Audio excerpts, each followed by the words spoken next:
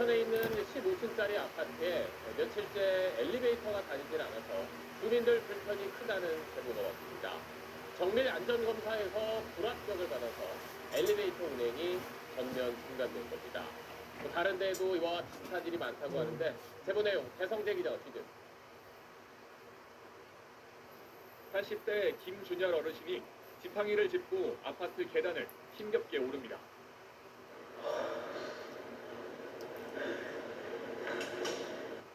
엘리베이터가 운행을 중단하면서 12층 집까지 걸어서 올라가는 겁니다. 진료 예약된 병원만 2곳, 200여 개에 달하는 계단을 하루 2번 오르내릴 수밖에 없습니다. 바쁘지. 네. 지금 죽게 되는 지난 5일 인천의 600여 세대 아파트에서 8개 동 엘리베이터 24대가 일제히 운행을 중단했습니다. 정밀안전검사에서 불합격 판정을 받았기 때문입니다. 고령층 거주자가 많다 보니 일주일 동안 아예 밖으로 나오지 못한 어르신들도 많습니다. 하루 종일도 아니고 살 수가 있냐고요. 그냥 여기다 바닥바닥 말라고 추가서리나 지금. 택배는 물론 음식 주문 배달도 끊겼습니다. 먹는 게 원래 무거운데 그거를 15층까지 사람의 힘으로 수저에 옮겨야 되고. 엘리베이터가 정상 운행되려면 앞으로도 3개월 넘게 기다려야 하는 상황. 부품 수급이 늦어져 9월 중순에야 공사가 시작될 예정입니다. 이 아파트는 3년 전에도 엘리베이터 정밀검사에서 불합격 판정을 받고 조건부로 연장 운영해왔습니다. 오늘 10년 전에 대회소자가 오늘 좀 인상해서 수요자를 받아들이는데 지난 2017년 승강기 관련법이 개정돼 손가락 끼임 방지 등 7대 안전장치 설치가 의무화되면서 정밀안전검사가 한층 까다로워졌습니다. 그러나 법 개정 이전에 설치된 엘리베이터들이 정밀안전검사를 통과하지 못하는 사례가 속출하면서 운행이 정지된 엘리베이터 수는 전국에 400대가 넘습니다. 고층 건물의 경우 극심한 불편이 불가피한 만큼 수리 계획을 제출한 곳에 한해 엘리베이터를 임시 운영하게 하는 등 대책이 필요하다는 목소리가 나옵니다. SBS 배성재입니다.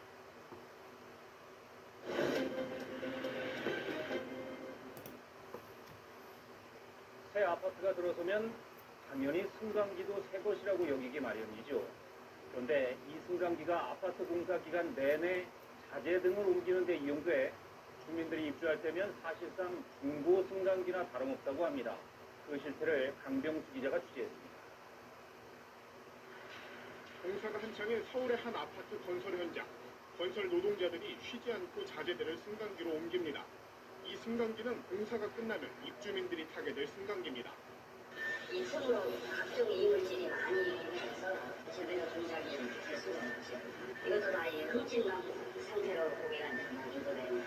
이렇게 공사 도중 사용된 승강기는 부품 일부를 교체하고 외장을 고친 뒤 새 승강기인 양 입주민들에게 넘겨집니다.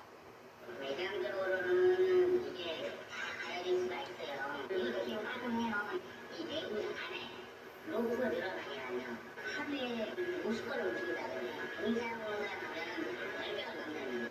공사 초기엔 일반적으로 인력과 자재를 건물 외벽에 공사용 리프트를 설치해 옮깁니다. 하지만 아파트 골조 공사가 끝나면 승강기를 설치해 리프트 대신 운반용으로 사용합니다. 비용 절감과 공사기간 단축을 위해서라는데 때로 길게는 1년 가까이 승강기를 공사에 사용합니다. 건설사는 어쩔 수 없다는 입장입니다. 자재가 막 해놓고 다 하려면 공사기가 연장될 것 같잖아요. 그럼 입주 시기가 날 것 같은데 그걸 줄 수는 없잖아요. 하지만 무엇보다 중요한 것은 입주민들의 안전입니다. 최소 몇 개월이든 2년이든 간에 공사용을 사용하고 나면은 이건 정상적인 제품은 아니거든요. 그 소비자들이 이 신품이 아닌 것을 받는다고 만약에 알면은 상당히 불안하고. 정부도 최근 이 같은 문제 때문에 건설사와 승강기 업체들과 함께 이와 관련한 법 개정을 논의하고 있습니다.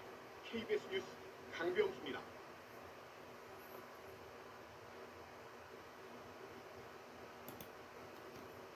새 아파트가 들어서면 당연히 승강기도 새 것이라고 여기겠죠. 그런데 새 것이라 생각했던 승강기가 사실은 중고나 다름이 없고 그래서 입주민들 안전도 위협할 수 있다고 합니다. 아파트 공사 기간 내내 자재 등을 옮기는 데 이용이 돼서 정상적인 제품이 아니기 때문이라는데 이 실태를 강병수 기자가 취재했습니다. 공사가 한창인 서울의 한 아파트 건설 현장. 건설 노동자들이 쉬지 않고 자재들을 승강기로 옮깁니다. 이 승강기는 공사가 끝나면 입주민들이 타게 될 승강기입니다. 이 틈으로 각종 이물질이 많이 생겨서 제대로 동작이 될 수가 없죠. 이것도 다 흠집 난 상태로 보기가 많이 되는. 이렇게 공사 도중 사용된 승강기는 부품 일부를 교체하고 외장을 고친 뒤 새 승강기인 양 입주민들에게 넘겨집니다. 외장적으로는 이게 다 가려질 수가 있어요. 이렇게 확인해요. 이 내부 안에 로프가 들어가게 하면 하루에 50건을 움직인다거나 공사용으로 하면 월배가 넘는. 공사 초기엔 일반적으로 인력과 자재를 건물 외벽에 공사용 리프트를 설치해 옮깁니다. 하지만 아파트 골조 공사가 끝나면 승강기를 설치해 리프트 대신 운반용으로 사용합니다. 비용 절감과 공사 기간 단축을 위해서라는데 때로 길게는 1년 가까이 승강기를 공사에 사용합니다. 건설사는 어쩔 수 없다는 입장입니다. 자재가 막 부럽고 다음에는 공사기가 연장될 것 같잖아요. 그럼 입주 시기가 날 것 같은데 그걸 붙일 수가 없잖아요. 하지만 무엇보다 중요한 것은 입주민들의 안전입니다. 최소 몇 개월이든 2년이든 간에 공사용을 사용하고 나면은 이건 정상적인 제품이 아니거든요. 소비자들이 이 신품이 아닌 것을 받는다고 만약에 알면은 상당히 불안하고. 정부도 최근 이 같은 문제 때문에 건설사와 승강기 업체들과 함께 이와 관련한 법 개정을 논의하고 있습니다. KBS 뉴스 강병수입니다.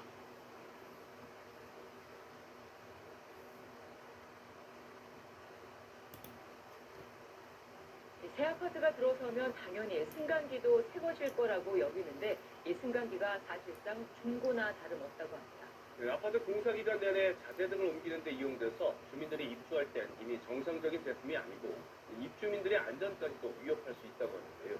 이 강병수 기자가 그 실태를 취재했습니다. 공사가 한창인 서울의 한 아파트 건설 현장. 건설 노동자들이 쉬지 않고 자재들을 승강기로 옮깁니다. 이 승강기는 공사가 끝나면 입주민들이 타게 될 승강기입니다. 이 틈으로 각종 이물질이 많이 생겨서 제대로 동작이 될 수가 없죠. 이것도 다 흠집 난 상태로 보기가 많이 되는. 이렇게 공사 도중 사용된 승강기는 부품 일부를 교체하고 외장을 고친 뒤 새 승강기인 양 입주민들에게 넘겨집니다. 외장적으로는 이게 다 가려질 수가 있어요. 이렇게 확인해요.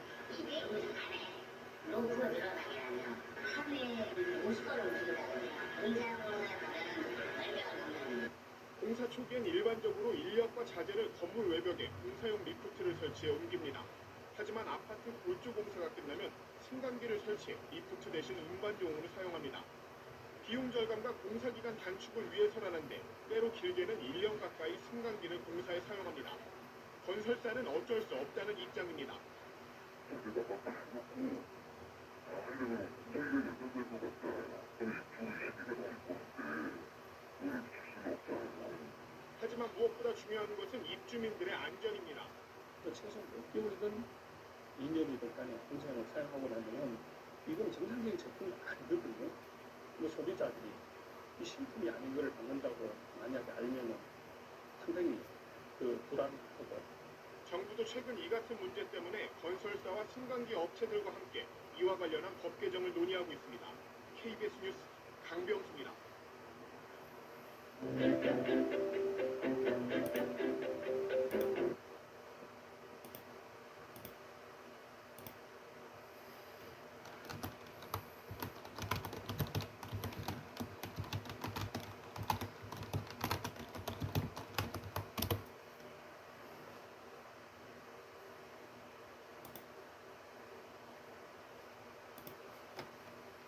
씻고 다 깠는데 곱살녀들은 왜 그대로죠? 원인부터 치료해야죠. 야구로 20층이 넘는 아파트를 계단으로 걸어서 내려야 합니다. 기약도 없이. 안전에 문제가 있어 정부와 승강기 운영을 중단시킨 아파트 얘기인데 한두 곳이 아닙니다. 일부 아파트에선 주민 불편이 너무 크다며 법을 어겨가면서 운영을 하고 있습니다. 이러다 사고라도 나면 누가 책임져야 할까 이지옥장 지어진 지 30년 된 경기도 수원의 13층 아파트 단지입니다. 몸이 불편한 고령의 입주민이 계단 난간에 몸을 의지한 채 힘겹게 계단을 내려갑니다. 밑에 차가 기다리고 계시는 분이 이게 뭔 짓이야? 670세대 규모의 이 아파트 입주민들은 지난 6일부터 20일 넘게 승강기를 사용하지 못하고 있습니다. 13층 중간에는 쉬어갈 수 있도록 이렇게 간이 의자까지 마련됐습니다. 안전검사를 통과하지 못해 운행 금지 처분을 받았기 때문입니다. 경북 경산의 970세대 아파트 단지도 마찬가지입니다. 오래된 승강기를 차례로 교체하고 있지만 주민 불편이 이만저만이 아닙니다. 무릎이 안 좋으니까 올라갈 때는 좀 덜한데 내려올 때가 많이 불편해요. 2019년 승강기 안전관리법이 개정되면서 어린이 손끼임 방지와 추락 방지 장치 등 7대 안전장치를 설치해야 합니다. 최대 9년까지 안전장치 설치를 미룰 수 있었지만 이 유예 기간마저 이제 속속 끝나면서 결국 엘리베이터를 멈춰 세운 겁니다. 법을 무시하고 운행을 강행하는 곳도 있습니다. 전남 목포의 이 아파트는 지난해 10월 운행 중단 통보를 받았지만 주민 불편을 핑계로 30년 된 승강기를 그대로 이용하고 있습니다. 여기까지 잘못된 거예요. 지금 운행이 아무 그게 넘는데 7개 안전장치는 지금 추가로 안 들었다 해갖고. 지난 5년간 승강기 안전사고로 전국에서 27명이 숨지고 308명이 다쳤습니다. MBN 뉴스 이조입니다.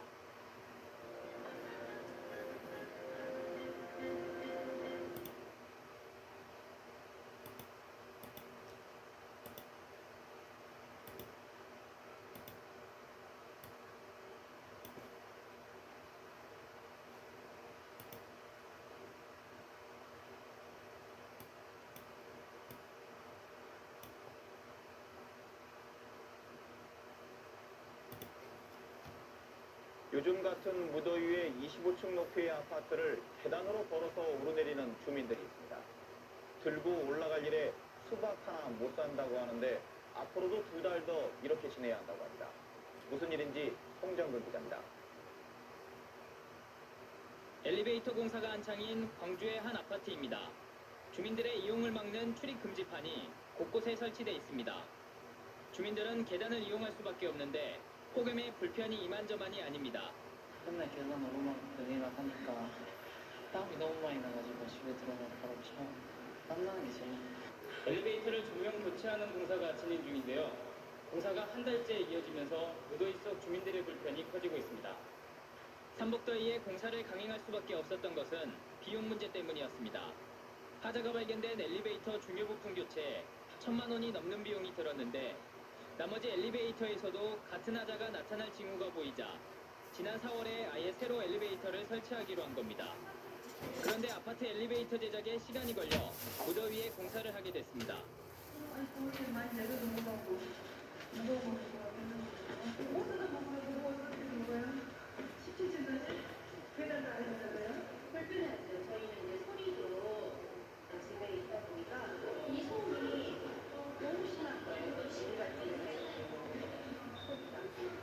지난달 시작된 25층 높이 아파트 12개 동 엘리베이터 교체 공사는 오는 9월 말에야 끝날 예정입니다. MBC 뉴스 송정근입니다. 너무 아프죠? 저거 완전 촉촉해. 이 맛은 절대 못 참지. 요즘 같은 무더위 속에 엘리베이터가 고장난다면 답답할 겁니다. 광주의 한 아파트에서 엘리베이터 전면 교체 공사로 인해 고층에 살고 있는 주민들이 한 달 넘게 불편을 겪고 있습니다. 첫 소식 송명근 기자입니다. 엘리베이터 공사가 한창인 광주의 한 아파트입니다. 주민들의 이용을 막는 출입 금지판이 곳곳에 설치돼 있습니다. 주민들은 계단을 이용할 수밖에 없는데 폭염에 불편이 이만저만이 아닙니다. 맨날 계단 오르막 내리락하니까 땀이 너무 많이 나가지고 집에 들어가면 바로 샤워. 땀나는 게 제일. 엘리베이터를 조명 교체하는 공사가 진행 중인데요. 공사가 한 달째 이어지면서 무더위 속 주민들의 불편이 커지고 있습니다. 삼복더위에 공사를 강행할 수밖에 없었던 것은 비용 문제 때문이었습니다. 하자가 발견된 엘리베이터 중요 부품 교체에 1,000만 원이 넘는 비용이 들었는데 나머지 엘리베이터에서도 같은 하자가 나타날 징후가 보이자 지난 4월에 아예 새로 엘리베이터를 설치하기로 한 겁니다. 그런데 아파트 엘리베이터 제작에 시간이 걸려 무더위에 공사를 하게 됐습니다. 아니 돈이 많이 내려준 거라고 무거운 거 좋아하는 버스는 먹으면 버스는 먹어요. 시키지 마지.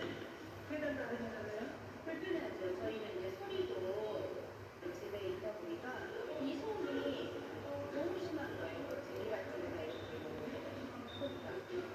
지난달 시작된 25층 높이 아파트 12개 동 엘리베이터 교체 공사는 오는 9월 말에야 끝날 예정입니다. MBC 뉴스 송정근입니다.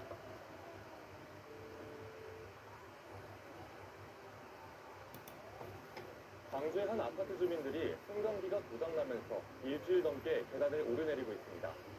낙뢰로 인해 승강기 9대가 한꺼번에 멈춰섰고 이 중 5대의 보수가 지연되면서 주민들이 날벼락을 맞은 건데요. 수리 완료까지는 상당한 시간이 걸릴 걸로 보여 주민들이 불편을 하소연했습니다. 오리 기자입니다. 광주에 있는 10층짜리 아파트입니다. 승강기 버튼을 아무리 눌러봐도 작동하지 않습니다. 승강기 고장으로 아파트 주민들은 일주일 넘게 계단을 오르내리고 있습니다. 책도 가방도 너무 무거운데 학원 가느라 왔다 갔다 해가지고 너무 힘들어요. 천둥 번개가 치던 지난 21일 새벽 3개 동 엘리베이터 9대가 한꺼번에 멈춰섰습니다. 낙뢰가 아파트 옥상 전기실로 떨어져 승강기 회로기판이 타버렸습니다. 사고 후 넉 대는 바로 고쳐졌지만 2개 동 승강기 5대는 여전히 보수가 이루어지지 않고 있습니다. 이로 인해 108세대가 불편을 겪고 있고 10층에 사는 주민들은 그야말로 고역입니다. 1층에서부터 단 한 번도 쉬지 않고 빠른 걸음으로 걸어서 2분 13초가 소요됐습니다. 어르신들은 무릎이 아파 외출조차 마음대로 할 수 없다고 하소연합니다. 무릎이 너무 안 좋은 지금 연금주사 맞고 다니고 지금 금방 저기 병원으로 갔다 왔는데 포대시 올라왔어. 아파트 측은 추석 연휴 등이 겹치면서 보수 인력과 부품 수급이 원활치 않아 즉각 대처가 어려웠다는 입장입니다.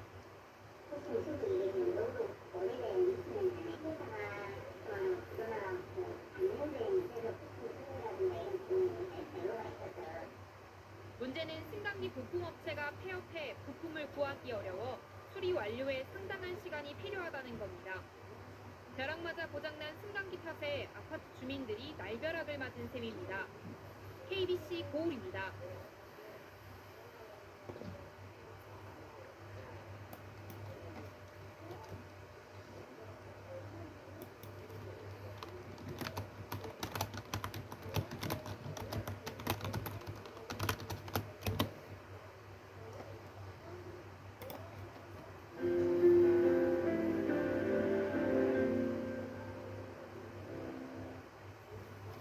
마을버스가 차량 넉 대와 건물 외벽을 들이받는 사고가 났습니다. 중국산 전기버스였는데요. 경찰은 버스에 결함은 없는지 국과수의 분석을 의뢰했습니다. 백승현 기자입니다. 서울 성북구의 내리막길. 제한속도가 시속 30km인 어린이보호구역을 마을버스 한 대가 질주해 내려옵니다.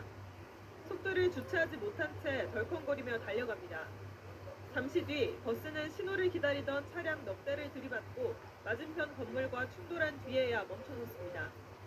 문이 안 열려서 소방차가 와서 해가지고 연결해서 다음 순간이요. 다리를 저으셨군요.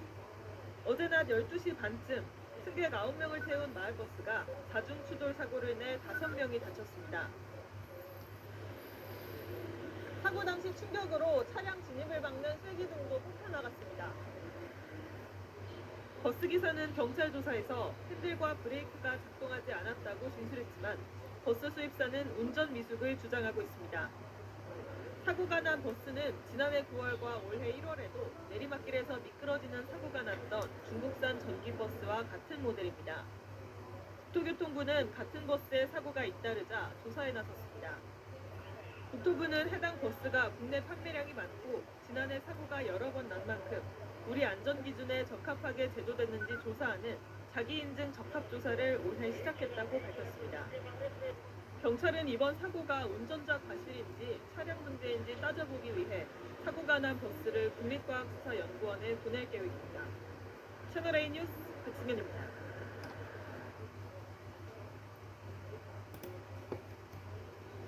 안녕하십니까. 뉴스데스크 강원입니다. 2018 겨울올림픽을 친환경올림픽으로 치르겠다는 정부 지원에 많은 운수회사들이 친환경 전기버스를 구입했습니다. 강릉의 한 운수회사도 2017년과 2018년 모두 18대의 전기버스를 사들였는데 현재 버스 상당수가 정상 운행하지 못하고 있습니다. 무슨 상황인지 김인성 기자가 취재했습니다. 지난 5월 강릉 도심을 달리던 시내버스가 엔진이 꺼지며 갑자기 멈춰섭니다. 기사가 놀라 회사로 급하게 전화를 하고 승객들도 놀란 마음에 내립니다. 5월에만 해도 이런 급작스러운 멈춤 현상은 2번이나 있었고 취재를 진행하던 이달 4일과 9일에도 버스 멈춤 현상은 또 발생했습니다. 갑자기 시동이 꺼지면서 계기판들이 다 꺼져 있는 상태거든요. 이렇게 달리다가 시동 꺼지는 경우가 자주 있었어요? 제가 차를 받고 나서 한 7번, 8번 정도 있었던 것 같습니다. 해당 운수회사를 찾아가 봤습니다. 동일 기종의 버스가 운행하지 않고 회사 마당에 방치돼 있습니다. 인근의 다른 영업소에도 전기버스가 그냥 서 있긴 마찬가지입니다. 모두 운수회사가 중국의 한 버스 제조사로부터 2017년과 2018년 사들인 전기버스입니다. 당시 구입한 18대 가운데 11대는 운행을 아예 멈춘 채 방치돼 있고 나머지 7대도 운행하는 도중 주행 중 시동 꺼짐 등의 고장이 발생해 불안한 상태입니다. 많은 사람들이 타고 있는 상황에서 시속 80km로 주행을 하고 있는 가운데 시동이 갑자기 꺼지면 핸들도 잠겨버려요. 그리고 브레이크도 말을 안 듣고. 후속 조치도 제때 이루어지지 않고 있습니다. 운수회사가 중국 업체에 수리 요청을 했지만 수리도 부품 수급도 원활하지 않았습니다. 결국 내용 증명을 보내고 나서야 최근 배터리 일부가 왔지만 이를 수리할 수 있는 기술자가 중국에서 와야 고칠 수 있는 상황입니다. 운행 연수 10년이 되지 않으면 폐차도 안 돼 애물단지가 되고 있습니다. 당시 국토교통부의 저상버스, 환경부의 전기자동차 보급 사업을 통해 대당 4억 원 가까이 하는 전기버스를 자부담 6천만 원대에 구매할 수 있었습니다. 그렇다고 다른 중국 제조사에 문제가 있는 건 아닙니다. 이 운수회사는 2019년 이후 다른 중국 제조사 2곳에서 29대의 전기버스를 추가로 구입했는데 큰 고장도 없고 수리와 부품 수급도 문제가 없는 실정입니다.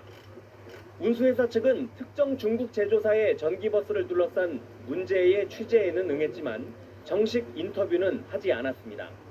당시 전기버스가 출시 초기 단계였던 데다 기술력이 지금보단 현저히 떨어지다 보니 초기에 구입한 지역 운수회사에 적지 않은 피해를 주고 있습니다. MBC 뉴스 김인성입니다.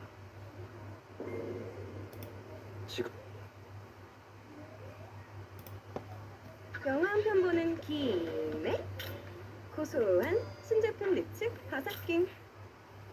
버스가 정류장에 서 있던 택시와 다른 버스를 잇따라서 들이받았습니다.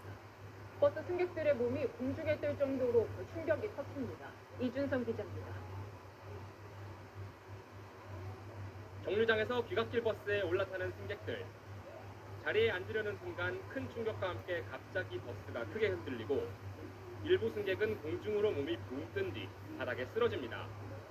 버스 밖 정류장에 있던 시민들도 허겁지겁 뒷걸음질을 칩니다. 어젯밤 10시 40분쯤 서울 지하철 당산역 근처 버스 정류장에서 시내버스가 돌진한 겁니다. 속도를 줄이지 않고 진입한 버스는 멈춰있던 택시를 밀친 뒤 앞에 서 있던 버스까지 들이받고서야 멈췄습니다. 무너지는 줄 알았다. 그 정도로 소리가 컸어요. 이 소리가 안 들렸다. 브레이크 잡는 소리가 안 들렸어요. 이 사고로 버스 승객 등 현장에 있던 시민 19명이 다쳤지만 다행히 경상에 그쳤습니다. 운전자는 경찰 조사에서 브레이크가 작동하지 않았다고 말한 것으로 알려졌습니다. 해당 버스는 지난 2020년 이후 수입된 중국산 전기버스입니다. 중국산 전기버스는 오르막길에서 시동이 꺼져 뒤로 밀리며 승객들이 다치거나 호구대 맨홀 뚜껑이 버스 바닥을 뚫고 올라오는 등 크고 작은 사고가 끊이지 않고 있습니다. 하지만 해당 시내버스 회사는 매주 차량 점검을 철저히 하고 있고 지금까지 전기버스 관련 고장 사고도 없었다고 설명했습니다. 경찰은 사고를 낸 버스의 디지털 운행장치 기록 등을 토대로 정확한 사고 경위를 조사할 계획입니다. 채널A 뉴스 이준성입니다.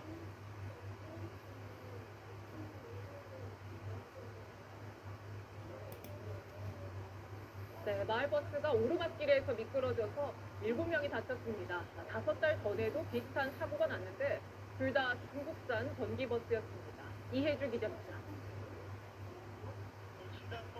비탈길 한가운데 마을버스 한 대가 서 있습니다. 담벼락을 들이받은 채 아슬아슬하게 기울어져 있습니다.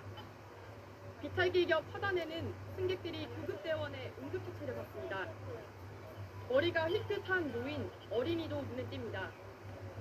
어제 저녁 8시쯤 서울 서대문구 홍은동에서 오르막길을 오르던 마을버스가 뒤로 미끄러지는 사고가 났습니다. 버스는 그대로 아파트 옹벽을 들이받았고 버스에 타고 있던 24명 중 7명이 다쳐 병원으로 옮겨졌습니다. 서울시는 비탈길을 오르던 중 기사가 브레이크를 밟았는데도 버스가 뒤로 미끄러진 걸로 파악했습니다. 주민들은 오르막을 오를 때마다 불안했다고 말합니다. 운전사 아저씨가 항시 그거 잡으라고 그래요. 손잡이 잘 잡으시라고 여기 올라오다가 밑으로 가끔씩. 한두 달 전에도 그래도 계속 그랬어요. 거기 차를 쭉 갈라 하다가 내려가지고 많다고 이제 여기 걸어와가지고. 이번에 사고가 난 차량은 중국산 전기버스. 지난해 9월에도 서울 종로구에서 언덕을 오르던 마을버스가 뒤로 밀려 다른 차량과 부딪히는 사고가 있었는데 이번에 사고가 난 버스와 같은 중국 회사의 차량이었습니다. 서울시는 이번 사고가 차량 자체 결함이었는지 빙판길 등 외부 요인이 작용했는지 등을 조사하고 있습니다. 채널A 뉴스 이혜주입니다. 마을버스가 오르막길에서 시동이 꺼지면서 17명을 태우고 뒤로 미끄러졌습니다. 중국산 전기버스였는데요.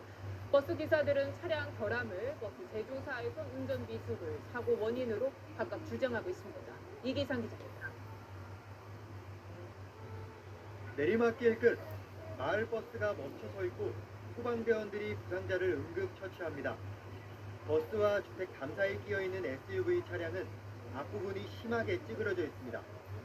어제 저녁 7시쯤 서울 홍기동에서 발생한 사고입니다.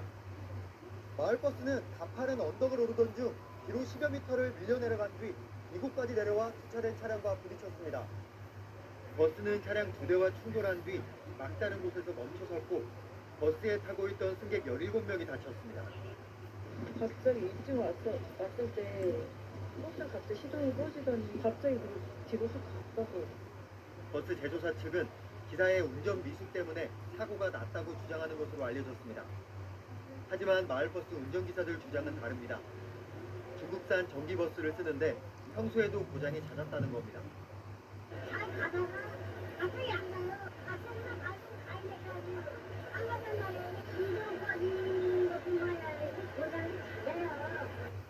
국내 전기버스 40%가 중국산인 가운데 품질과 안전성 논란은 계속 불거지고 있습니다. 지난달 태풍 카눈 북상 때 경남 창원에서 맨홀 뚜껑이 솟구쳐 바닥을 뚫고 올라온 사건이 있었는데 이 역시도 플라스틱 바닥재를 쓴 중국산 전기버스였습니다. 경찰은 이번에 사고가 난 마을버스 블랙박스 영상 등을 토대로 정확한 사고 원인을 조사하고 있습니다. 채널A 뉴스 이기산입니다.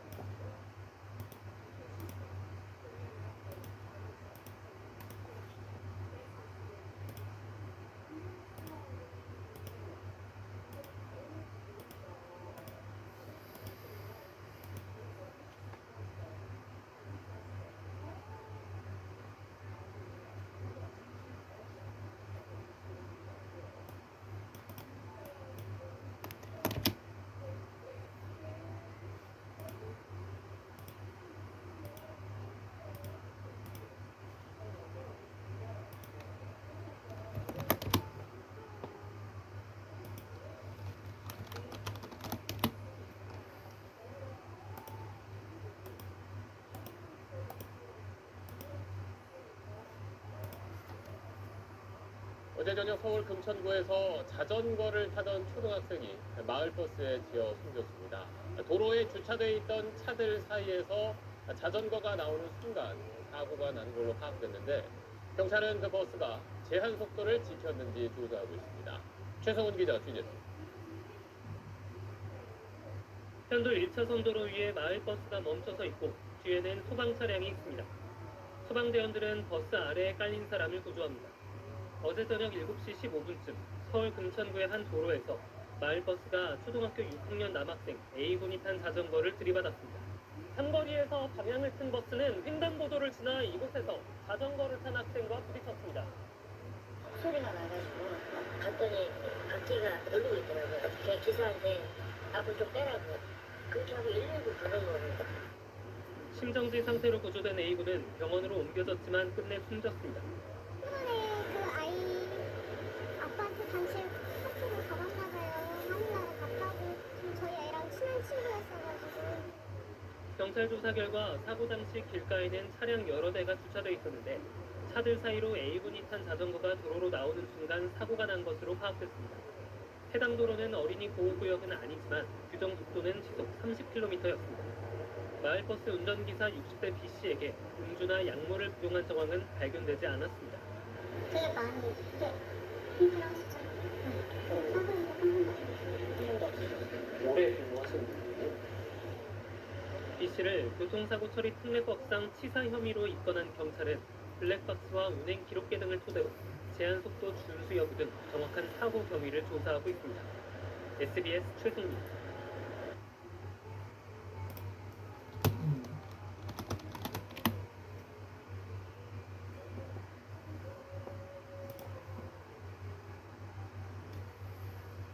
오늘 오전 창원에서 학생들을 가득 태우고 달리던 마을버스가 전복돼 승객 20여 명이 다치는 아찔한 사고가 있었습니다. 네, 그런데 알고 보니 시내버스나 마을버스에는 승객 정원에 대한 규정이 전혀 없었습니다. 윤혜림 기자가 취재했습니다. 마을버스 안이 등교하는 학생들과 출근길 시민들로 가득 찼습니다. 왼쪽 차선의 덤프트럭이 오른쪽 도로로 나가려고 신호를 넣자 오히려 버스가 속력을 냅니다. 결국 충돌하면서 마을버스가 기울고 사람들이 놀라 비명을 지릅니다. 버스는 도로 가드레일을 부수며 넘어졌고 승객 20여 명이 다쳤습니다. 덤프트럭이 회전하는 걸 우회전하는 것 같아서 그 사이에 들어가면서 아마 버스가 무리하게 앞서가려고 하다가 사고 당시 이 마을버스 안에는 운전자를 제외하고도 모두 37명이 가득 타고 있었습니다. 움직이기도 좀 힘들었었어요. 밖에 보기도 좀 힘들고 그래가지고 답답했었어요. 그런 거 좀 많이 타 있었어요. 사고버스는 12인승이지만 이러한 시내버스의 경우 정원 규정은 따로 없는 것으로 드러났습니다. 등교할 때는 몇 사람 시야가 가는 그런 게 있습니다. 특히 도심 외곽으로 운행하는 마을버스나 시내버스의 경우 과속 운행도 많다 보니 법의 맹점 속에 이 같은 사고가 언제 또다시 발생할지 모를 일입니다. KNN 윤혜림입니다.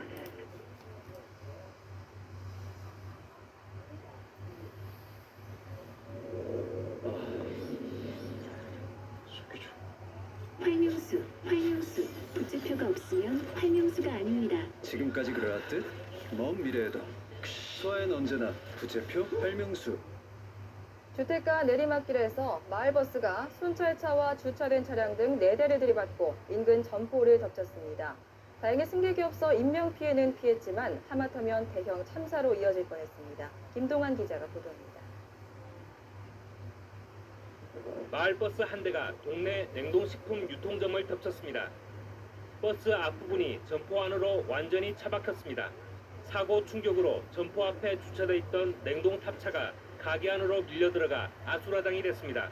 우리를 몰렸고 차가 앞쪽으로 밀리면서 신문차한테 먼저 받고 화물차 받고 그다음에 교통차 뒤로 빼주고 있는 상황에서 다시 받고 마지막으로 주차되는 차량 받고 건물로 들어간 겁니다. 사고가 난 건 오늘 오후 2시 반쯤 주택가 급경사 도로를 내려오던 버스가 주차된 차량으로 통행이 불가능해지자 버스 기사가 112에 신고했고 주차 차량을 정리하던 사이 후진하려던 버스가 내리막길에 20m가량 미끄러지면서 주차돼 있던 차량 세대와 순찰차를 들이받는 사고가 난 것입니다.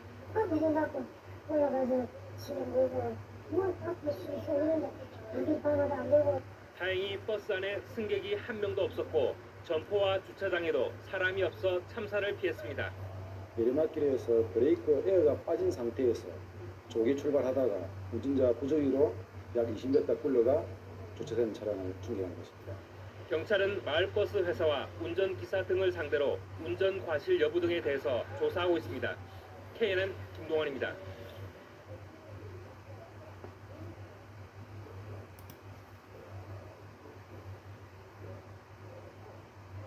어제 저녁 서울 서대문구에서 20명 넘게 탄 마을버스가 언덕을 오르다가 미끄러졌습니다. 이 과정에서 버스가 아파트 외벽을 들이받으면서 승객 7명이 다쳤습니다. 사건 사고 소식 백운 기자가 취재했습니다. 경사진 언덕길 위 마을버스가 도로를 막은 채 위태롭게 서 있습니다. 어제 저녁 8시쯤 서울 서대문구 홍은동에서 오르막길을 오르던 마을버스가 미끄러지면서 아파트 외벽을 들이받았습니다. 버스에는 기사를 포함해 24명이 타고 있었는데 승객 7명이 근처 병원으로 이송됐습니다. 경찰과 소방당국은 버스가 정차한 뒤 다시 출발하는 과정에서 사고가 난 것으로 보고 정확한 경위를 조사하고 있습니다. 어젯밤 11시 40분쯤 충북 청주시 서원구 경부고속도로 서울 방향 남이분기점 근처를 달리던 승용차가 갓길 가드레일을 들이받았습니다. 이 사고로 차 안에 있던 2명이 다쳐 근처 병원으로 옮겨졌습니다. 음주운전은 아닌 것으로 조사됐고 경찰은 운전자 등을 상대로 정확한 사고 경위를 조사하고 있습니다. 어제 저녁 7시쯤 대전 유성구 지족동의 한 도로에서 주행 중이던 BMW 차량에 불이 났습니다. 30대 운전자는 대피해 다친 사람은 없었습니다. 불은 차량 엔진룸을 모두 태우고 10여 분 만에 꺼졌습니다. 오늘 새벽 2시쯤엔 중부내륙고속도로 창원 방향 남상주 다들목 근처를 달리던 25톤 트럭에 불이 났습니다. 다친 사람은 없었지만 트럭에 실린 택배 물품들이 대부분 불에 타거나 파손됐습니다. SBS 백운입니다. 네, 비탈길에 세워둔 마을버스가 굴러내려가 인도를 덮치고 차량을 들이받았습니다. 이 사고로 1명이 숨지고 6명이 다쳤습니다. 제동장치를 제대로 걸지 않은 게 화근이었습니다. 김승동 기자입니다. 멈춰선 마을버스 옆에서 운전기사가 휴대폰을 만지고 있습니다. 갑자기 버스가 움직이더니 비탈길을 따라 빠른 속도로 내려갑니다. 놀란 승객 1명은 차에서 뛰어내립니다. 300m 가까이 굴러내려온 버스는 이곳에서 점심 식사를 하러 나온 직장인들을 덮쳤습니다. 마을버스는 차량 5대를 잇따라 들이받은 뒤에야 멈춰섰습니다. 이 사고로 버스의 지인 42살 김모 씨가 숨지고 김 씨 직장 동료 등 4명이 크게 다쳤습니다. 차에서 뛰어내린 승객 중 2명도 부상을 입었습니다. 가로수가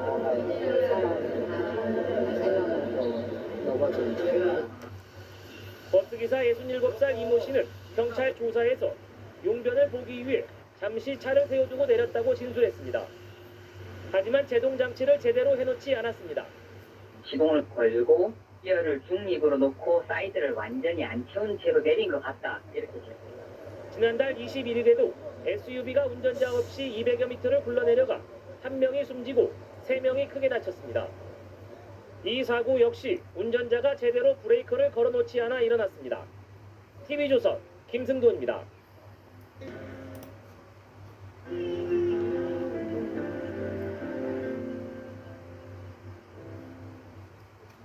경기도 용인에서는 마을버스가 비탈길을 미끄러져 내려가 부근을 지나가던 행인 1명이 숨지고 6명이 다쳤습니다. 운전기사가 화장실에 가려고 잠시 내린 사이에 버스의 제동장치가 풀리면서 사고가 난 것으로 추정이 되고 있습니다. 취재기자 연결하겠습니다. 조성우 기자. 네, 사회부입니다. 자, 언제 어떻게 난 사고인지 자세히 정리를 해주시죠. 네, 사고가 난 것은 오늘 오전 11시 40분쯤입니다. 경기도 용인시 죽전동 죽전 디지털밸리 주변에 있는 비탈진 도로에서 갑자기 마을버스 한 대가 아래로 미끄러져 내려갔습니다. 네, 지금 화면으로 보시는 것이 사고 당시 버스에 찍힌 블랙박스 영상에 잡힌 화면입니다. 네, 먼저 보신 것은 버스가 갑자기 움직이자 버스 기사가 다급하게 따라가는 모습이고요. 네, 버스 안에 타고 있던 승객이 깜짝 놀라서 버스 안에서 뛰어내려 다치는 모습 보실 수 있습니다. 네, 그리고 인도 위에 행인들이 지나가는 대로 버스가 향하는 모습도 나오고 있습니다. 네, 마을버스는 300m가량 내려가면서 보행자 5명과 다른 차량 5대를 잇따라 들이받았습니다. 이 사고로 점심 식사를 위해 동료들과 함께 부근을 지나가던 직장인 42살 김모 씨가 숨졌고 40살 박모 씨를 포함해 2명이 크게 다쳤습니다. 또 버스에 타고 있다가 뛰어내린 승객 1명 등 다른 4명도 다쳐서 병원으로 옮겨졌습니다. 사고 지점은 마을버스가 회차하는 곳인데요. 버스기사 67살 이모 씨가 승객 1명을 남겨두고 화장실에 가기 위해 잠시 내린 사이 사고가 난 겁니다. 이 씨는 경찰 조사에서 시동을 켜둔 상태였고 기어를 중립 상태에 둔 채 주차 브레이크를 꽉 채우지 않았던 것 같다고 진술했습니다. 사고 차량은 지난 2010년 출고돼 6년 동안 운행된 버스로 노후 차량은 아닌 것으로 확인됐습니다. 경찰도 이 씨가 버스를 비울 때 제동장치를 제대로 조작하지 않았을 가능성이 크다고 보고 교통사고 처리 특례법 위반 혐의로 입건해 조사하고 있습니다. 지금까지 사회부에서 YTN 조성호입니다.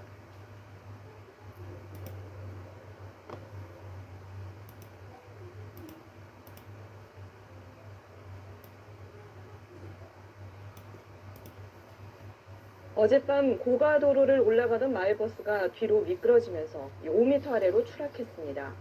운전기사를 포함해 2명이 다쳤고 고가 아래에 있던 차량 한 대도 파손됐습니다. 손형한 기자입니다. 어젯밤 11시 10분쯤 서울 성산 고가도로 홍대 방향 입구입니다. 마을버스 한 대가 천천히 오르막길을 달리다가 갑자기 비상 깜빡이를 켭니다. 그리고는 잠깐 멈추는가 싶더니 뒤로 미끄러지기 시작합니다. 뒤에 오던 또 다른 마을버스가 아슬아슬하게 피해갑니다. 후진하던 버스는 속도가 붙은 채 난간을 들이받은 뒤 5m 아래로 추락합니다. TV를 보고 있다가 갑자기 그냥 팡 소리랑 무너지는 소리도 나고 버스기사 53살 김모 씨와 승객 26살 이모 씨가 허리 등을 다쳤지만 중상은 아니었습니다. 버스가 고가 밑에 주차돼 있던 빈 승용차 위로 떨어지면서 승용차도 일부 파손됐습니다. 버스회사 측은 자체 조사 결과 운전기사 김 씨의 운전 미숙이 사고 원인으로 추정된다고 주장했습니다. 시야정서가 이제 시동이 꺼진다는 거예요. 다 그래가지고 브레이크 잡는 대로 그걸 생각을 하고 그냥 굴러버린 거예요. 하지만 운전기사는 사고 직전 계기판 비상등이 깜빡여 비상 깜빡이를 켰다고 말했습니다. 경찰은 차량 결함에 의한 사고일 가능성도 염두에 두고 내일 운전기사 김 씨를 불러 조사할 예정입니다. SBS 손형환입니다.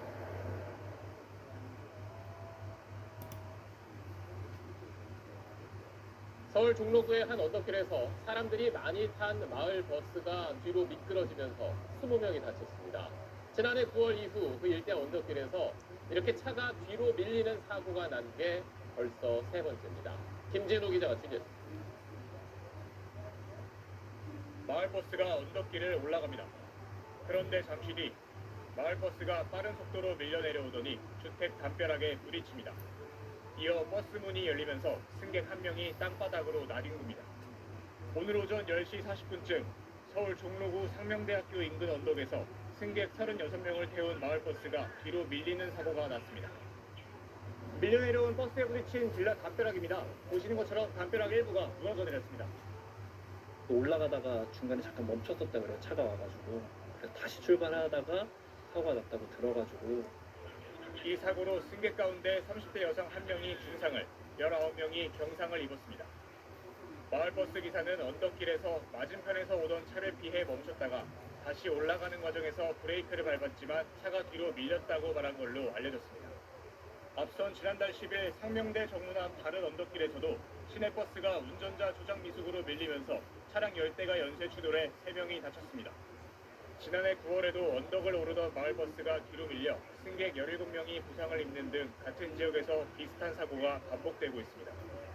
전문가는 경사구간을 운행하는 버스에는 이중 제동장치를 설치하고 도로 환경도 정비해야 한다고 말합니다. 일방 차로로 만들어서 내려가는 길, 올라가는 길을 별도로 책정을 한다든지 정류장의 위치를 좀 더 안전한 곳으로 이동시키는 것도. 경찰은 버스 운전기사를 업무상 과실치상 혐의로 입건하고 사고 원인을 조사하고 있습니다. SBS 김진우입니다.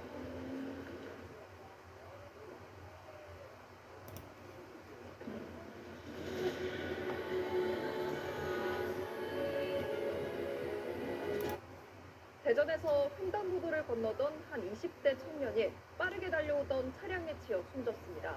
이 차에 타고 있던 3명 가운데 2명이 면허 취소 수준의 만취 상태였는데 세 사람 모두 자신이 운전하지 않았다고 주장하고 있습니다. TJB 이수복 기자입니다. 인적이 드문 새벽 시간 20대 남성이 대로변 횡단보도로 다가섭니다. 뒤이어 반대편 차선에서 빠르게 지나가는 SUV 차량, 남성을 덮친 뒤 주차돼 있던 버스까지 들이받습니다. 이 사고로 정상보행 신호를 받고 횡단보도를 건너던 20대 남성이 숨지고 차에 타고 있던 남성 3명 중 2명이 중상과 경상을 입고 병원으로 옮겨졌습니다. 사고 여파로 도로 연석이 깨져 있고 이처럼 가로등도 부서진 채 떨어져 있습니다. 사고 차량에는 30대 한국인 1명과 20대 캄보디아인 2명이 타고 있었는데 불법 체류자 신분이던 캄보디아인 1명은 사고 직후 현장을 빠져나가려다 500m 떨어진 곳에서 붙잡혔습니다. 논산에 있는 농장 주인과 직원 관계인 이들은 논산에서 술을 마신 뒤 대전으로 함께 넘어온 것으로 조사됐습니다. 음주 측정 결과 이들 모두 술을 마신 것으로 나타났고 3명 중 2명은 혈중 알코올 농도가 면허 취소 수치를 넘은 것으로 확인됐습니다. 다만 모두 자신이 운전을 하지 않았다며 혐의를 부인하고 있는 것으로 전해졌습니다. 동승자 2명이 서로 운전을 하지 않고 있다고 그렇게 서로 이제 부인하고 있는 상황입니다. 경찰은 확보한 CCTV와 블랙박스를 토대로 누가 운전대를 잡았는지 확인한 뒤 사고를 낸 운전자에 대해 구속영장을 신청할 방침입니다. TJB 이수복입니다.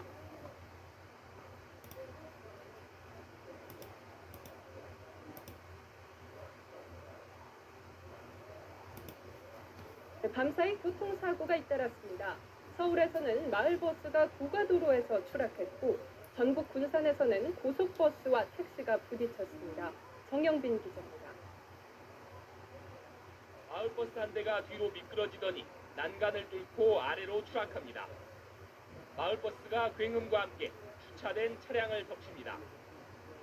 사고가 난 시각은 어젯밤 11시 10분쯤 서울 마포구 성산고가에서 홍익대학교 방향으로 가던 마을버스가 3m 높이에서 추락했습니다. 추락한 마을버스에 깔린 승용차는 형체를 알아보기 힘들 정도로 완전히 부서졌습니다. TV를 보고 있다가 갑자기 그냥 쾅 소리랑 뭐 무너지는 소리도 나고 그다음에 파이프 소리가 엄청 심하게 나면서 굉장하게 그냥 쾅 소리가 나더라고요.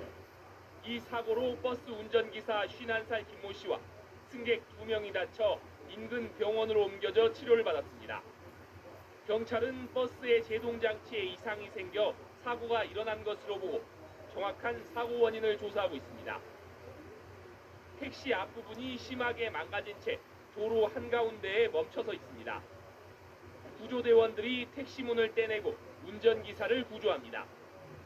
어젯밤 9시쯤 전북 군산시 구암동의 한 도로에서 고속버스와 택시가 부딪히는 사고가 일어났습니다. 이 사고로 택시 운전사 65살 이모 씨가 머리를 크게 다쳐 인근 병원으로 옮겨져 치료를 받았습니다. 또 고속버스에 타고 있던 승객 3명도 가벼운 부상을 입었습니다. 경찰은 정확한 사고 원인을 조사하고 있습니다. 연합뉴스TV 정영근입니다.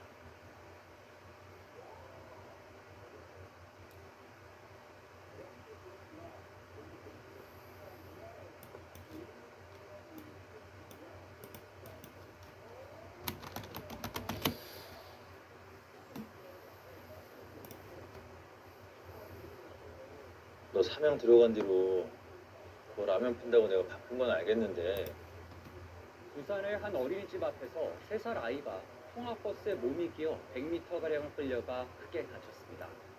버스에서 내려 어린이집에 들어가던 중에 사고가 난 건데 경찰은 60대 운전자를 입건해 안전수칙을 지켰는지 조사하고 있습니다.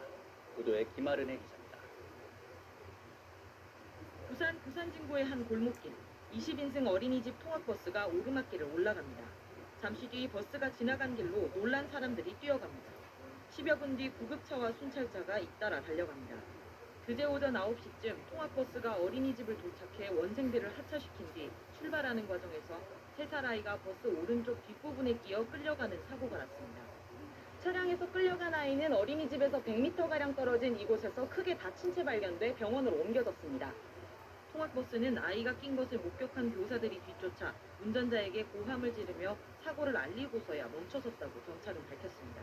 내가 얼마나 아프고 여수와 이까지 끌려왔으면은 차 밑에 뒤쪽에 어디 걸리는가 봐. 사고 당시 통학버스에는 한 명의 인솔교사가 있었습니다. 버스 밖에는 4명의 교사가 하차하는 원생들을 어린이집으로 인솔했습니다. 경찰은 차량 뒷부분에 아이의 가방이나 옷이 끼어 사고가 난 것으로 보고 있습니다. 경찰은 60대 운전자를 어린이 보호구역 치상 혐의로 입건하고 주변 CCTV와 차량 블랙박스 영상 등을 분석하며 안전수칙을 제대로 지켰는지 조사하고 있습니다. KBS 뉴스 김아른입니다.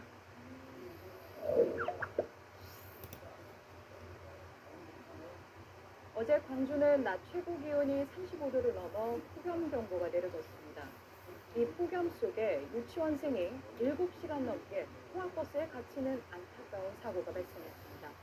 아이는 지금까지도 의식불명 상태인데요. 버스 운행을 마치면 맨 뒷좌석까지 확인해야 하는 안전수칙을 지키지 않은 걸로 보입니다. 정진명 기자입니다. 4살 초모군이 25인승 통학버스 맨 뒷좌석에서 의식을 잃은 채 발견된 건 어제 오후 4시 40분쯤입니다. 발견 당시 최군은 42도의 고열과 함께 열사병 증세를 보였습니다. 낮 최고 기온이 35도가 넘는 불볕더위 속에 7시간 넘게 밀폐된 버스 안에 방치된 겁니다. 최군은 발견 즉시 대학병원으로 옮겨졌지만 아직도 의식을 찾지 못하고 있습니다. 우리 할머니도 못 먹고 밥도 못 먹고 그냥 거기서 그렇게 있다가 생각하면 또 사과만 해도 또 소름 끼치겠어요. 경찰 조사 결과 인솔 교사와 운전기사는 차 안에 남겨진 최군을 발견하지 못하고 자리를 떠난 것으로 드러났습니다. 운행 종료 후에는 차 안을 맨 뒷좌석까지 확인하도록 한 통학안전수칙을 지키지 않은 겁니다. 최군은 부모가 맞벌이를 하면서 방학기간 돌봄 교실에 참가하기 위해 등원했던 것으로 알려져 안타까움을 주고 있습니다. 인솔 교사는 애들이 남아있는지 고개만 살짝 들이밀어갖고 봤나 봐요. 경찰은 인솔교사와 운전기사 등을 입건해 업무상 과실 여부 등을 조사할 방침입니다. JTBC 정진명입니다.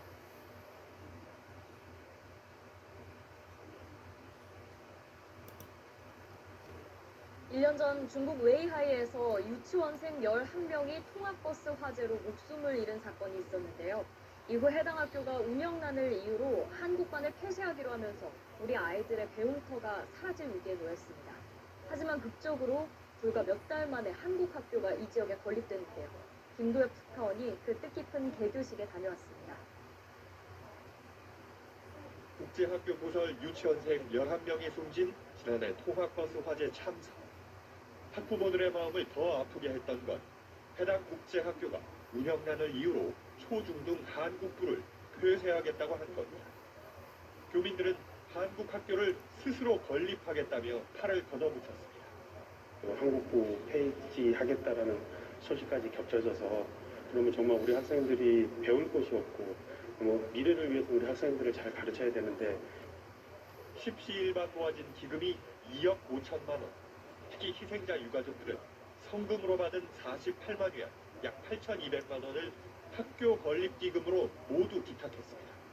성금에 쓰여지는 용도는 다양할 수 있겠죠. 하지만 그게 더 좋은 곳에 쓰여진다 그러면은 아이들도 더할 나위 없이 기뻐할 것이고. 교육부도 관련 법령까지 개정해 승인 기간을 2달 단축하는 등 전폭적인 지원에 나섰습니다. 마침내 거행된 뜻깊은 개교식. 그 첫 순서는 버스 화재 희생자에 대한 추모식이었습니다. 아이들 사진을 봤는데 되게 마음이 아팠어요. 왜냐면 이 학생들도 만약에 한국 학교가 좀 더 일찍 세워졌더라면 이런 사고도 안 났을 거고 그 학생들도 이제 이쁘게 자랐을 텐데. 학교 설립을 추진한 지 불과 9개월 만에 이뤄낸 성과입니다. 제외 한국 학교 설립 사상 전례가 없는 일로 평가되고 있습니다. 웨이하이에서 KBS 뉴스 김도엽입니다.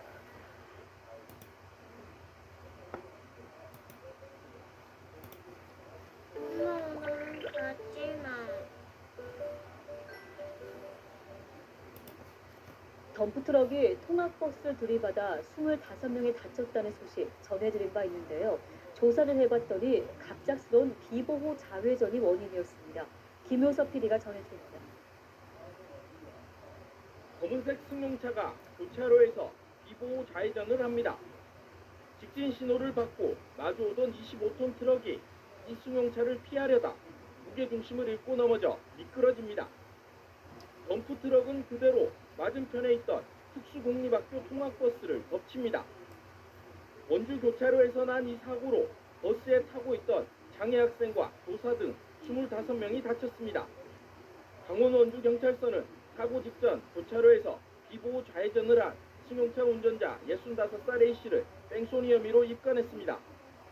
경찰은 A씨가 당시 사고가 난 줄 전혀 몰라 그대로 갔다고 말했다며 운전자가 무심코 한 비보호 좌회전이 자칫 큰 사고로 연결될 수 있는 만큼 주의해달라고 당부했습니다. 경남 사천경찰서는 심야 시간 빈집과 상가에 10차례 침입해 수천만 원 상당의 금품을 훔친 혐의로 60살 여성 김모 씨를 구속했습니다. 김 씨는 휴대용 절단기로 방범 창살 등을 뜯어내 안으로 들어간 뒤 다이아몬드 반지 등 2,600만 원 상당의 금품을 훔쳤으며 나중에 보석 감별기로 진품만 골라 작물업자에게 팔아넘긴 것으로 조사됐습니다. 연합뉴스TV 김효섭입니다.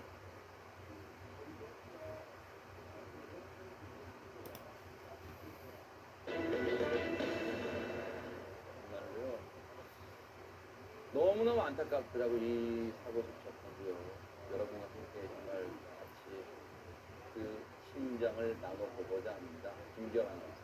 네, 맞습니다. 정말 우리 학생들 수능 준비를 위해서 또 시험 공부를 하기 위해서 너무나 열심히 살아가고 있는데 이 사건이 정말 더욱더 안타깝게 다가오는 이유가 있습니다. 일단 해상 영상을 함께 보시겠습니다.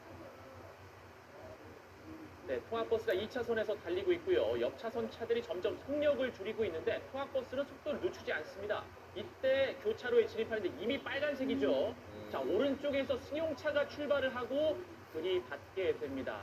자, 구미 쪽을 들이받고요. 이게 상대 승용차인데요. 아이고. 예, 해당 영상에서 보면은 이 상대 승용차는 파란색 불을 확인을 하고 출발을 합니다. 자, 보이시죠? 파란색이었네요. 네. 예, 신호가 뜨고 출발을 하는데 갑자기 노란색 아이고. 통학버스가 튀어나오게 됩니다. 그러면서 저 통학버스, 저 노란색 차가 통학버스였나 봐요. 예, 맞습니다. 이제 측면을 그대로 들이받은 다음에 그 다음 상황은 뭐 말로 설명 안 드려도 아실 거예요. 저렇게 그대로 이 신호를 받고 출발하는 승용차의 측면을 들이받친 승합차 그대로 전복이 되고 말았습니다. 저 상황 굳이 말씀 안 드려도 심각한 상황이었을 것 같습니다. 오윤성 교수님. 네, 지금 이제 사고가 난 통학버스는 지금 연이어 이제 다른 차량하고 부딪히면서 결국 전복이 되고 말았습니다. 뒤집혀졌다는 말이죠. 아유, 저렇게 됐네요. 네, 그래서 이제 저 통학버스 안에는 당시에 그 학생들이 12명이 있었다 전해지는데요. 물론 이제 사고 직후에 바로 이제 본인들이 스스로 이렇게 그 나와서 구조를 요청한 그런 그 학생들도 있었습니다.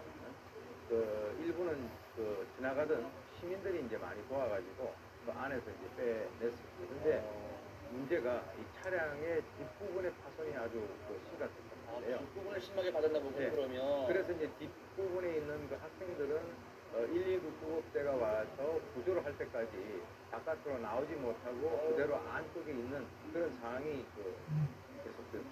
세상에 저기에 학생들이 타고 있었던 통학버스였답니다. 최단비 변호사님. 네, 맞습니다. 지금 사고 영상을 봐도 정말 저 사고가 얼마나 좀 심각했는지 알 수가 있을 텐데요. 네. 저 해당 사고에 버스에 타셨던 총 학생이 13명이었고 그중에 9명이 병원으로 이송이 됐는데 안타깝게도 그 학생 중에 한 명이 사망을 했고요. 한 명은 현재 중상을 입고 있는 상태입니다. 저 까만색 차량, 이제 충돌한 저 차량 같은 경우에도 운전자와 동승자가 탑승을 해 있었는데 다행히 그 해당 차량의 운전자와 동승자는 병원으로 이제 이송이 됐지만 생명의 지장이 없는 것으로 알려졌습니다. 저 때가 지난주 금요일이었습니다. 뉴스파이터가 한창 방송 준비하던 시간이었네요. 오전 7시 24분 서울시 방이동에서 있었던 사고였어요. 그랬더니 지금 통학버스란 거 보니까 이 학생들이 이 차량을 통해서 등교를 하나 봐요. 그런 차량을 운전자가 1명 있었고요. 학생 12명이 타고 있었다며. 그런데 끝내 학생 1명이 목숨을 잃고 말았습니다. 이 사고로. 당신 목격자분 얘기 들어보시고 이어가 보도록 하겠습니다. 폭탄 터지는 소리 같은 큰 소리가 두 번이 들리길래 어디 현장에서 높은 데서 뭐가 떨어진 줄 알고 와서 보니까 학원 버스인지 학교 버스가 뒤집어 있었고 전복돼 있었고 순식간에 그 소방차들이 빨리 오고 많이 왔어요. 네, 많이 오고 경찰차 도로 청소하시는 분들 관계자들이 순식간에 많이 모였어요. 한 13명이라고 얘기를 좀 들었거든요. 심폐소생술하는 환자도 보였고 학생들 막 이렇게 소방대원들이 유리 부수고 막 들어가서 구조하는 것도 봤고. 씻고 닦았는데 좁쌀녀들은 왜 그대로죠? 원인부터 치료해야죠. 그런데요, 이 와중에 이 사망한 학생의 스마트폰 사연이 알려져서 더 주변을 안타깝게 하고 있다고요, 공격을. 예, 맞습니다. 이 12명의 학생들 중에 11명은 생명에 지장이 없지만 한 명이 안타깝게 사망을 했죠. 고등학교 3학년 학생이었습니다. 뭐 여러분도 아시다시피 대한민국 고3 수험생들의 삶이 얼마나 고단한지 아시죠? 이 사고도 오전 7시 24분이었습니다. 학교로 이제 등교를 하기 위한 그런 시간이었는데 수능을 이제 한 17일에서 18일 앞두고 있습니다. 11월 14일 목요일이 이제 대학 수학능력 시험인데요. 이 안타깝게도 앞두고 세상에. 맞습니다. 이 시험을 열심히 또 준비하고 있었을 고3 학생인데 안타깝게 목숨을 잃고 말았습니다. 최단비변호사님 어떡합니까? 부모님 입장에서 다 키우는 자식인데 진짜. 부모님과 학교 친구들, 학교 선생님들 다 얼마나 안타깝겠습니까? 사실은 앞서서 김기환 아나운서가 말씀해 주셨지만 우리나라 고3 수험생은 그 고3 수험생일 때에만 힘든 삶이 아니라 학교 들어가서부터 고3까지 계속해서 힘들게 공부만 했어요. 이제 대학 가서 뭐 즐겁게 지내고 부모님께 효도도 해야지 이런 생각으로 열심히 공부했을 때 지금 너무 마음이 아픕니다. 네. 친구들 충격도 이만저만이 아닐 것 같습니다. 고3이니까 이른 아침부터 밤 늦게까지 같이 생활했을 거 아니에요. 그러니까 가족들보다 정말 더 많은 시간 같이 보내고 서로 뭐 힘든 거 이야기 나누고 그랬으니까 가족 이런 거보다 더 가슴이 아플 것 같습니다. 친구들 입장은. 그리고 유가족 분들 때 뭐 어떤 이런 아침들을 잘 모르겠고요. 저 학생 같은 경우는 부인이 멘보고 있고요. 아니 근데 오윤성 교수님 가뜩이나 또 학생들을 태우는 차 같은 거를 조심해야 되는데 어쩌다 이랬다니까 진짜. 아니 저기 그 노란 색깔 칠한 이유가 뭡니까? 그건 자기들이 이제 학생들 태우고 다니니까 다른 차들 좀 양보해달라고 하는 그런 거 아니겠습니까? 근데 양보를 한다라고 하더라도 저거는 아주 전형적인 그 교차로 신호위반 사고예요. 그러니까 왜 그러냐면 이 앞쪽에서 가는 차가 파란불이 켜져가지고 녹색불이 켜져가지고 이제 직진을 하는 상황에서 갑자기 앞을 이렇게 치고 나갔단 말이에요. 그러니까 그 이 노란불 있을 때 그냥 본인이 그냥 직진한 거예요.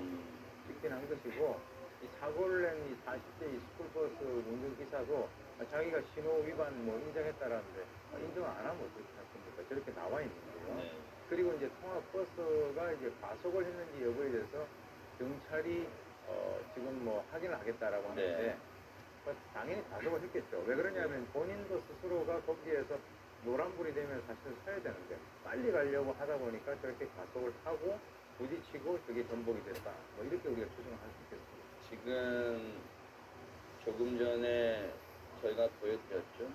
전날에요. 물론 경찰의 음주 측정 결과 단속 기준에 미달하는 혈중 알코올 농도 측정은 됐습니다만 김남국 변호사님 일단 이 운전기사는요 정신 상태가 너무 해이해졌어요.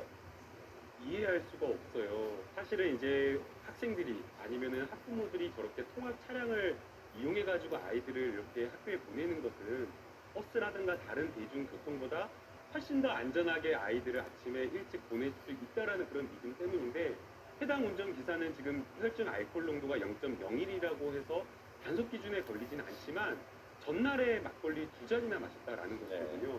그런데 지금 이 통합 차량은 사고가 난 시간도 아침 7시 24분. 네. 그러니까 아침에 운전한다라는 것을 생각하면 네. 적어도 운전기사로서는 평일 전날 운전이 있을 것이다, 내일 아침에 운전이 있을 것이다 라는 것을 생각해서 술을 아예 입에 대지도 않아야 되는데 술을 마셨다라는 걸 이해할 수가 없고요. 네.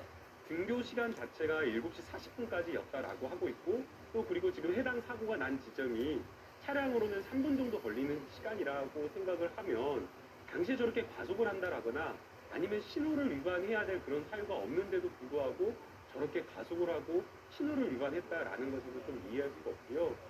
지금 지금 기사님만 과연 저럴 것이냐. 정말 많은 학생들이 저렇게 통합 차량을 이용해서 아침마다 이렇게 학교를 등하교를 할 텐데 그 운전하시는 기사님들 정말 안전 운전하고 있는지 모든 기사님들께서 다시 한번 좀 돌아보는 기회가 되었으면 합니다. 네. 일단 이 통학버스 운전자에 대해서 경찰은요, 교통사고 처리 특례법상 치상 혐의로 입건을 해서 구속영장 신청을 검토하고 있다는데요. 지금 이 사후 약방문식을 이렇게 하면 뭐예요? 남의 귀한 자식을 운전 부주의로 정말 꽃도 피워보지 못한 자식을 죽음에 이르게 한 그 죄는 정말로 어디 가서 누구한테 정말 가슴을 치며 하소연한단 말입니까? 너무너무 분노가 치밀고 안타까움도 느껴지는 그런 사고였습니다. 학생의 명복을 빌도록 하겠습니다.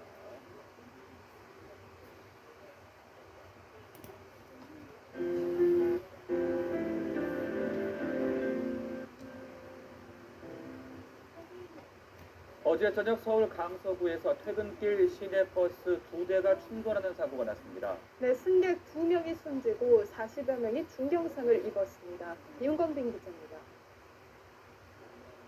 횡단보도 앞에 멈춰선 시내버스 앞부분이 산산조각 났습니다. 또 다른 시내버스는 뒷좌석 창문이 모두 깨졌고 승객들은 고통을 호소하고 있습니다. 출동한 119 구조대원들의 목소리도 다급해집니다.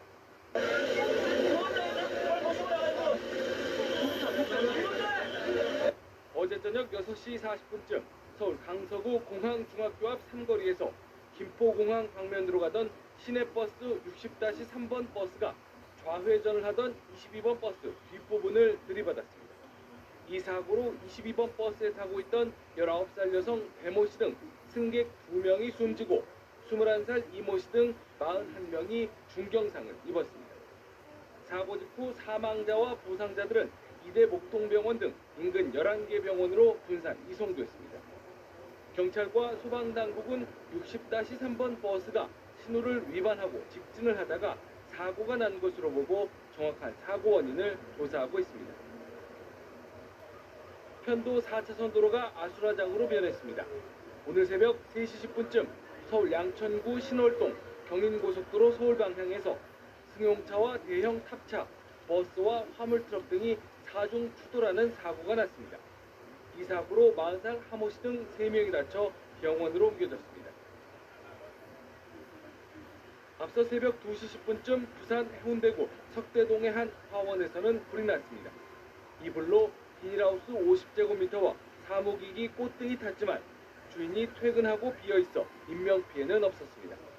경찰과 소방당국은 정확한 화재 원인을 조사하고 있습니다. 연합뉴스TV 김광빈입니다.